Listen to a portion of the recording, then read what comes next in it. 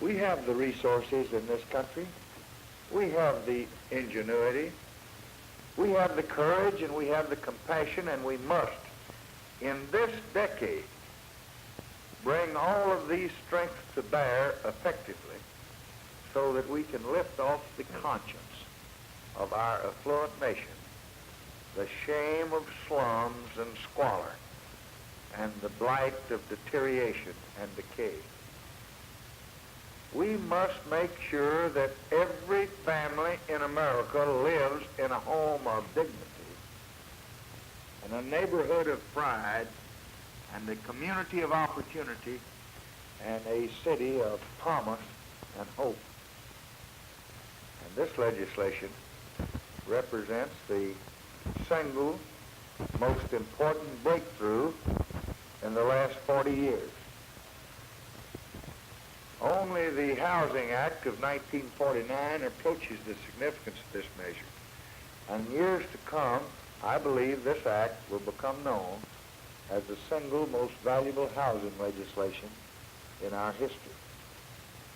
The Housing and Urban Development Act of 1965 retains and expands and improves the best of the tested programs of the past.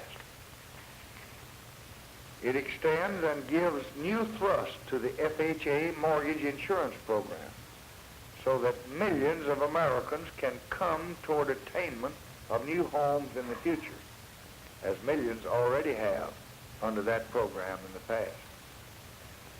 It opens the way for more orderly and cohesive development of all of our suburbs.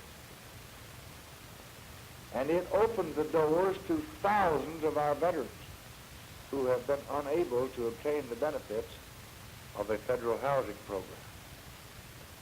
It extends and enlarges and improves the urban renewal program so that we can more effectively challenge and defeat the enemy of decay that exists in our cities. It faces the changing challenge of rural housing, and it continues the loan programs to assure the needed dormitories on our college campuses and decent housing at decent costs for the elderly and the handicapped and those of lower income. But the importance of the bill is not only that it retains and improves the best of good and traditional programs, it is a landmark bill because of its new ideas.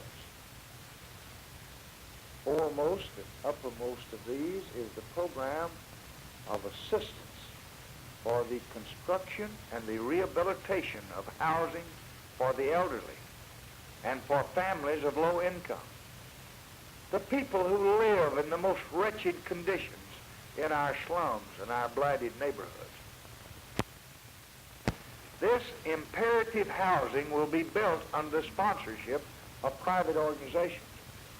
It will make use of private money, and it will be managed by private groups with supplements paid by their government.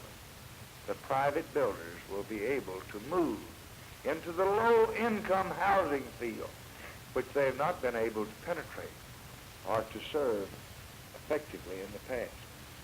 Furthermore, this legislation responds to the urgent needs of our cities. It offers federal assistance to the cities and communities of our nation to help pay the cost of essential public works.